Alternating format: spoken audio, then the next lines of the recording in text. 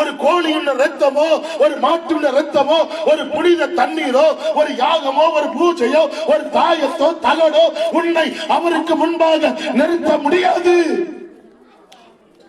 இன்றைக்கு நான் சொல்லுகிறேன், உங்களை அவருக்கு முன்பாக நிறுத்த வேண்டும் என்றால் யார் அவருடைய பிள்ளைகளாய் மாறினீர்களோ அவர்கள் தான் இயேசுவுக்கு முன்பாக நிற்க முடியும்.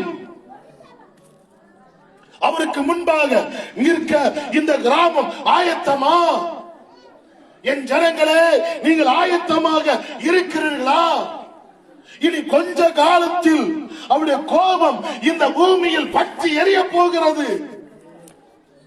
அந்த கோபத்தை மாற்ற எந்த மந்திரத்தாலையும் எந்த மாந்திரிகத்தாலும் முடியாது.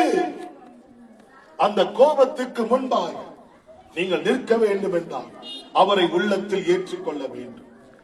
அவர் உன்னிடத்தில் எதையும் கேட்கிறவர் அல்ல. நான் இன்றைக்கு சொல்லுகிறேன், நீங்கள் அவரிடத்தில் வருவதற்கு ஒரு ரூபாய் கூட கொடுக்க வேண்டிய அவசியம் இல்லை.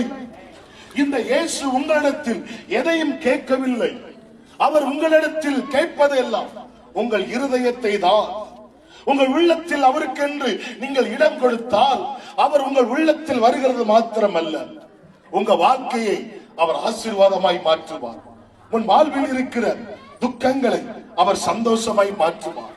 உன் வாழ்வில் இருக்கிற வியாதிகள், சாபங்கள், பாவத்திலிருந்தெல்லாம் உன்னை விடுதலையாக்கி நீங்கள் விரும்புகிற ரட்சிப்பின் சந்தோஷத்தை உங்கள் வாழ்க்கையில தந்து உங்கள் வாழ்வில்